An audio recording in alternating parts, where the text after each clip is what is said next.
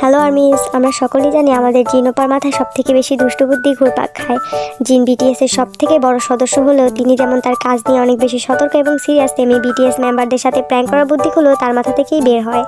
কিন্তু একবার তার উল্টো হয়েছিল। বিটিএস এর বাকি সদস্যরা মিলে বিটিএস মেম্বার জিনোপার বার্থডেতে তাকে হার্ট অ্যাটাক করানোর মতো একটি প্র্যাঙ্ক করে বসে।